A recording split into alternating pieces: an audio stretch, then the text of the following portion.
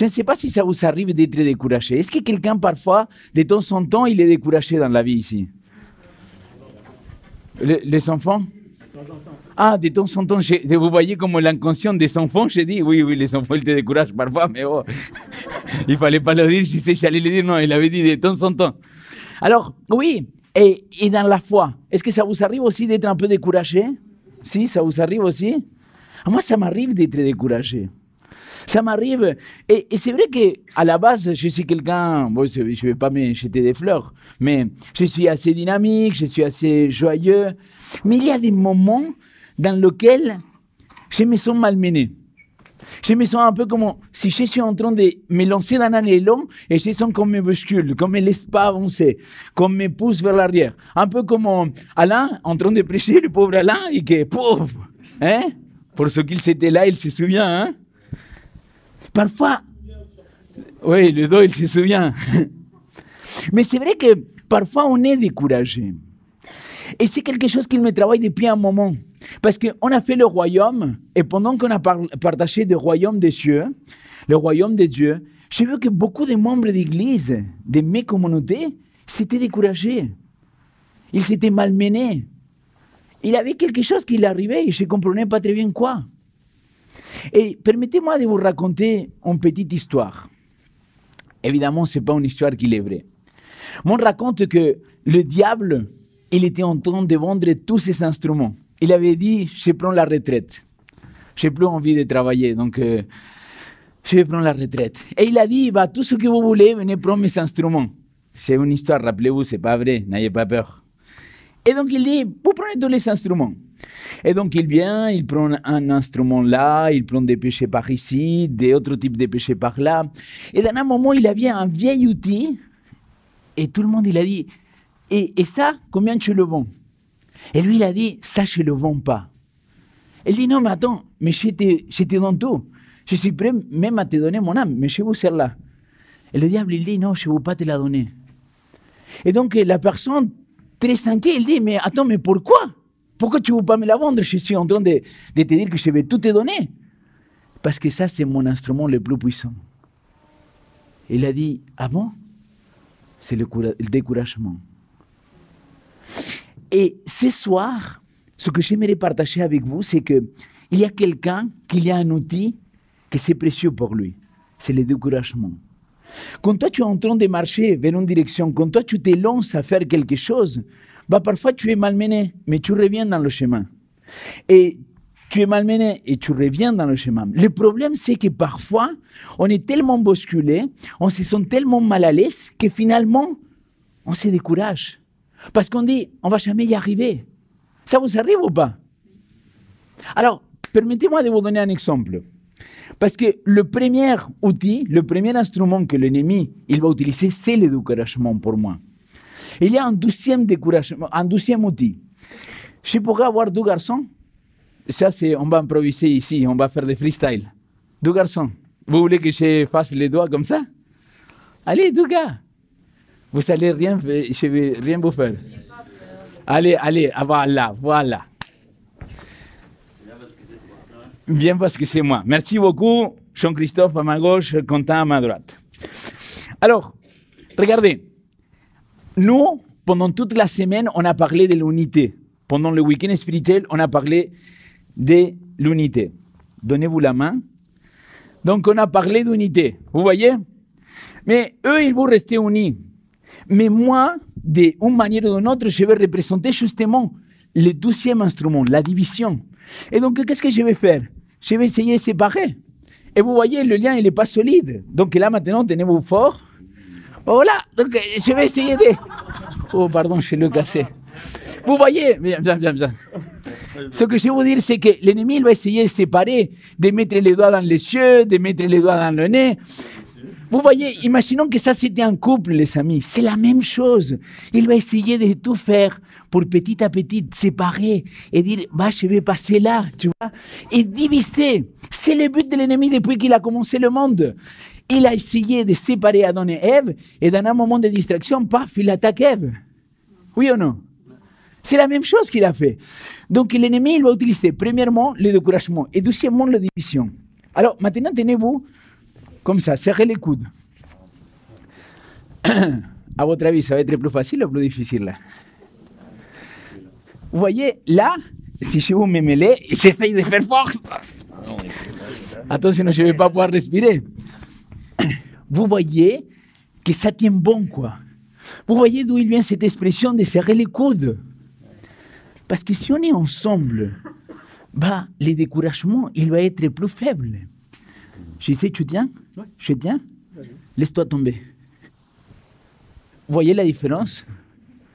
Vous me suivez ou pas? Si on est ensemble, on se tient l'un à l'autre. Vas-y, tiens-le comme ça. Vas-y, tu te laisses tomber. On se tient bon. Les amis, plus d'illustrations que ça, je n'arrive pas à trouver. Et merci beaucoup, les amis. On les applaudit. Merci, bravo, merci.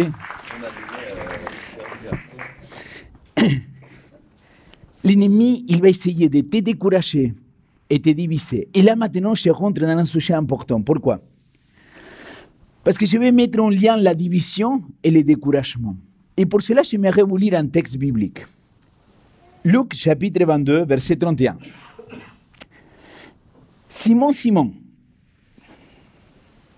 écoute, Satan a demandé de pouvoir vous passer tous au crible, comme on l'a fait pour purifier les grains. Un texte un peu bizarre parce que dans notre société d'aujourd'hui, on ne passe pas au crible des choses. On ne sait même pas c'est quoi ça, passer au crible. Mais ce que c'est intéressant, que c'est Jésus-Christ qui va le dire. Est-ce que vous avez vos Bibles en main? J'aimerais vous inviter à aller à l'évangile de Luc.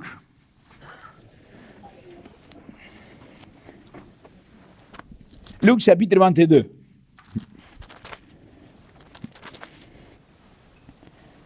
Ça m'a fait transpirer le truc, hein, pour essayer de le diviser. Hein.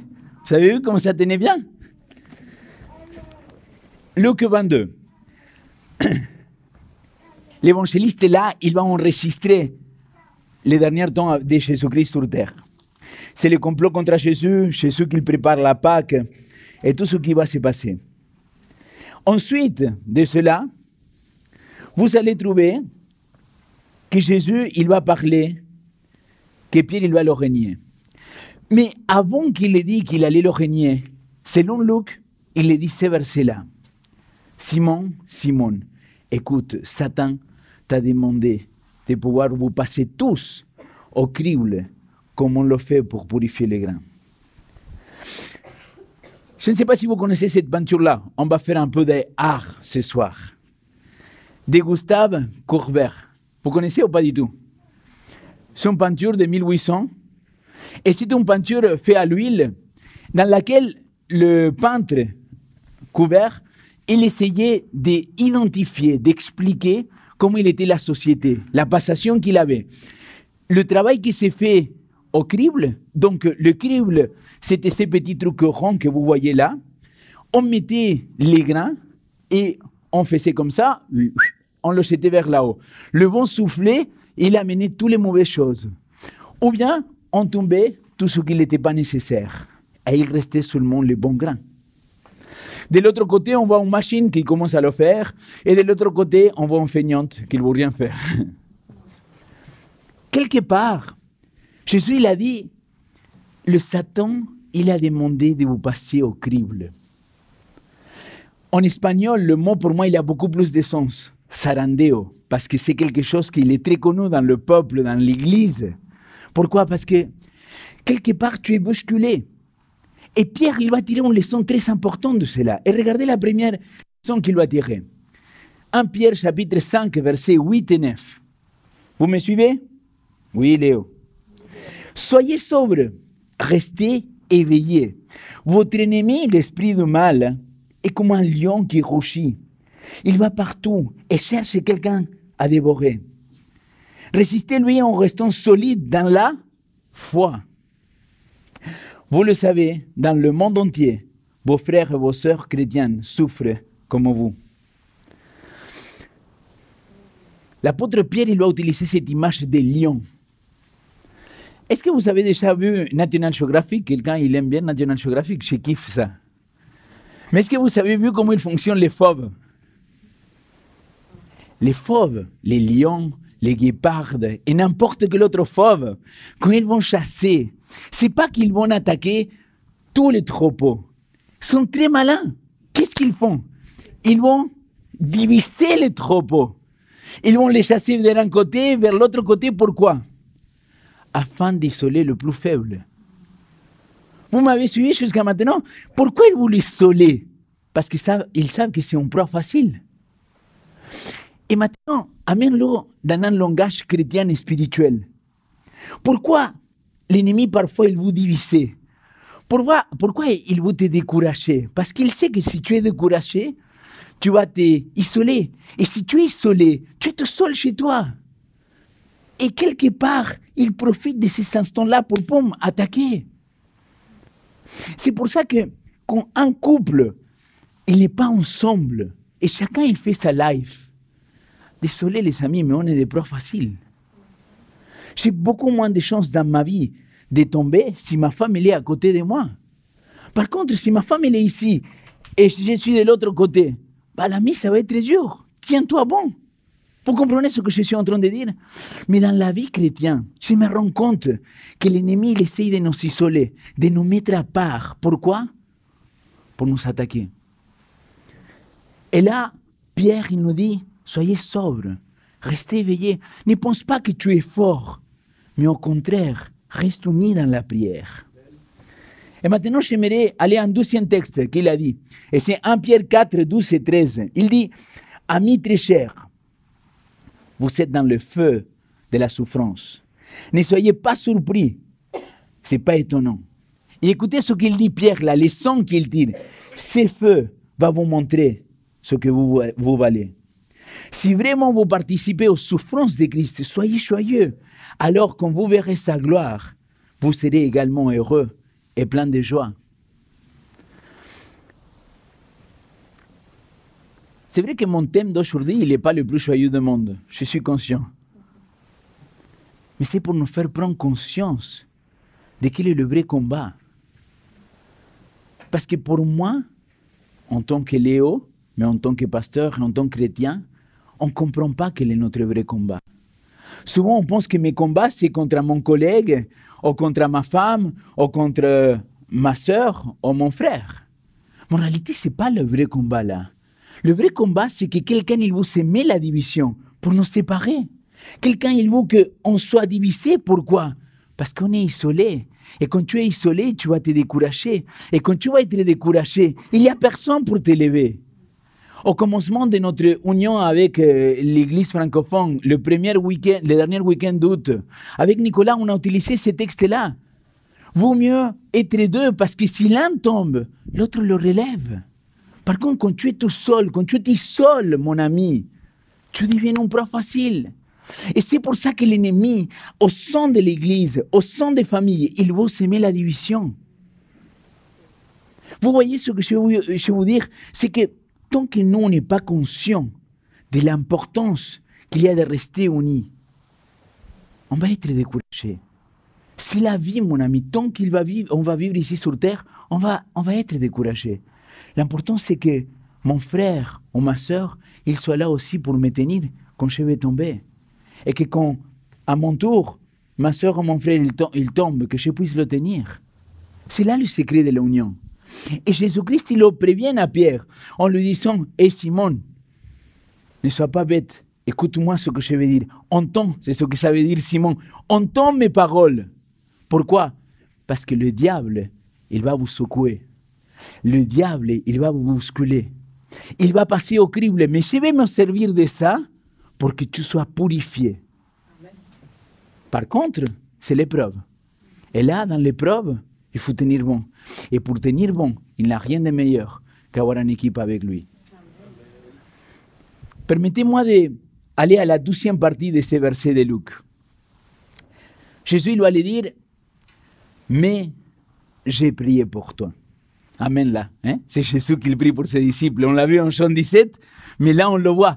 Le diable, il va te passer au crible, mais moi j'ai prié pour toi, il dit le Seigneur Jésus-Christ. Je pense que c'est une bonne nouvelle, oui ou non? Alors, et là il dit, afin de quoi? Pourquoi il va prier? Pour qu'il ne soit pas tenté, pour qu'il ne passe pas dans l'épreuve, pour qu'il n'arrive pas à être isolé. Regardez bien, c'est pas pour ça que le Seigneur il va prier.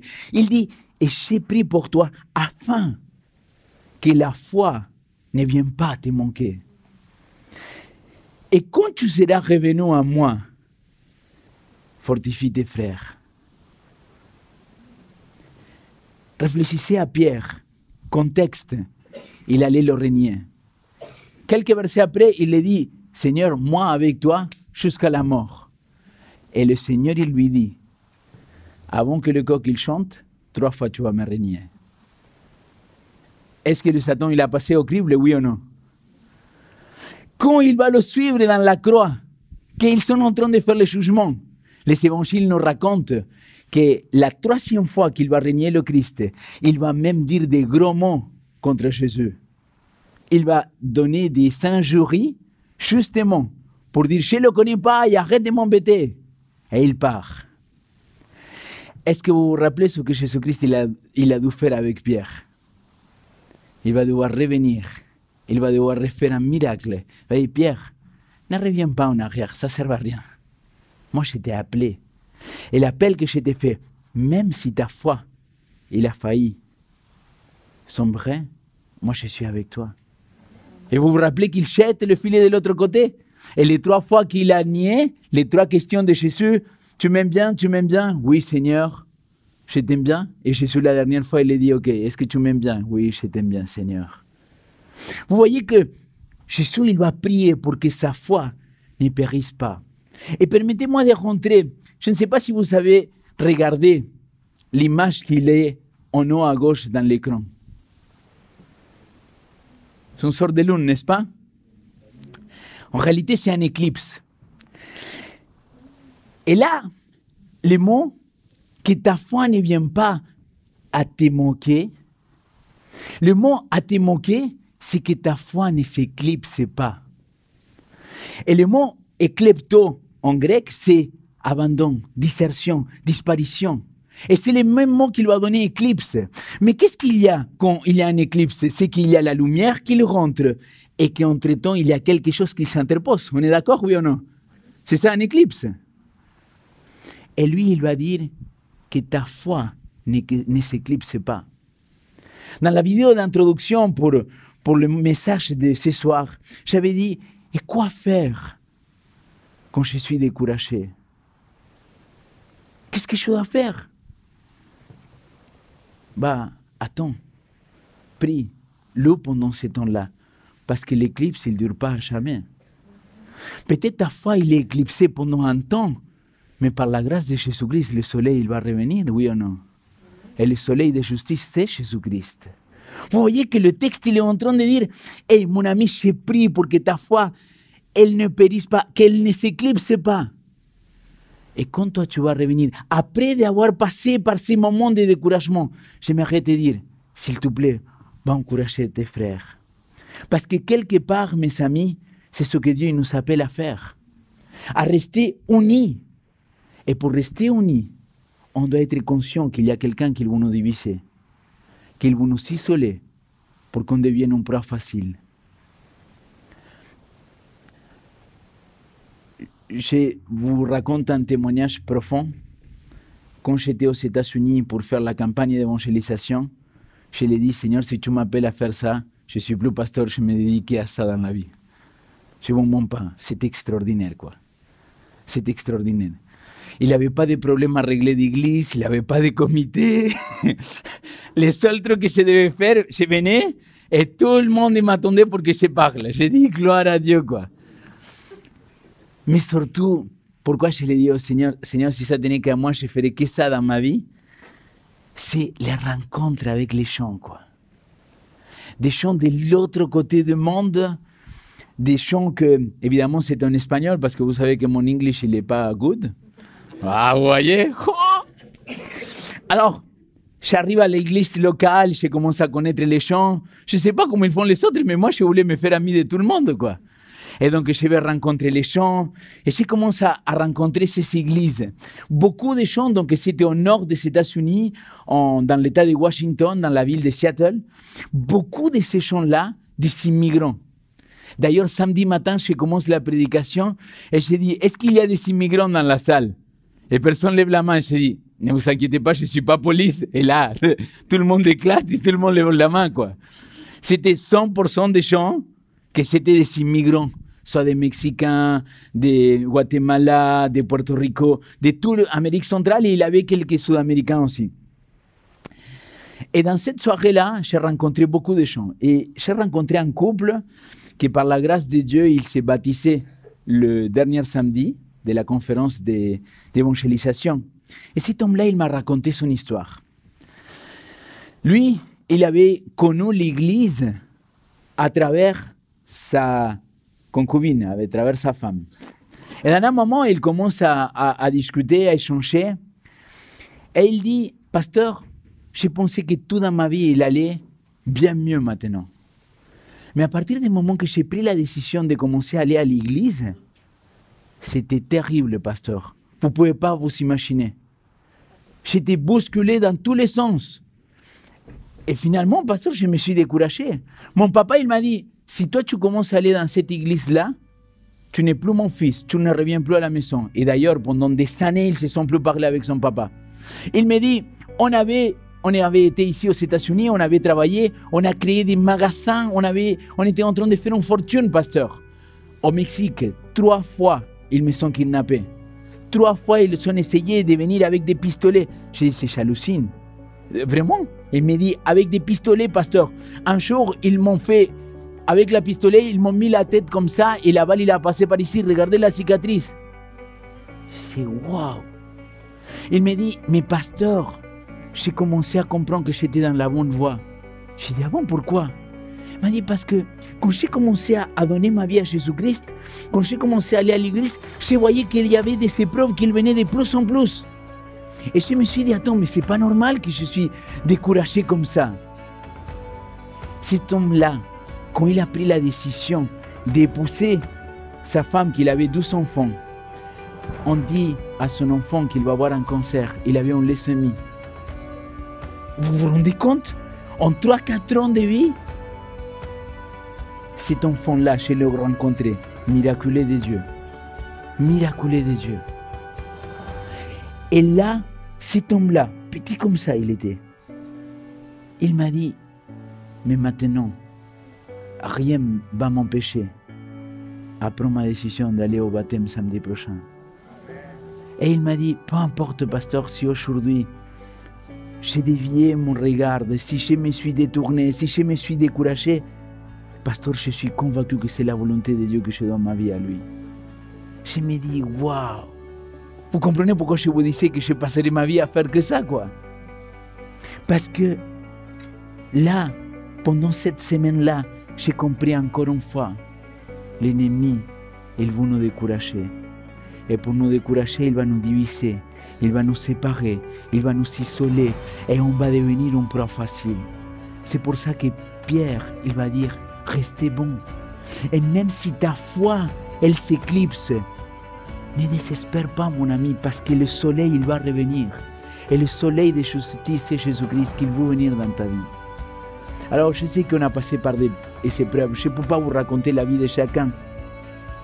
Mais croyez-moi que quand je vous dis que notre communauté, il a été malmenée, qu'il était tenté, que les différents départements, ils l'ont été. Croyez-moi, les amis, que je sais de quoi je vous parle. Mais j'aimerais vous donner 2 petits mots de fin. 1. Restons unis. Restons unis ensemble, entre frères et sœurs. Et numéro 2. Si votre foi, elle s'éclipse, pensez que Jésus-Christ, en ce moment même, il est en train de prier pour toi. Amen. Amen.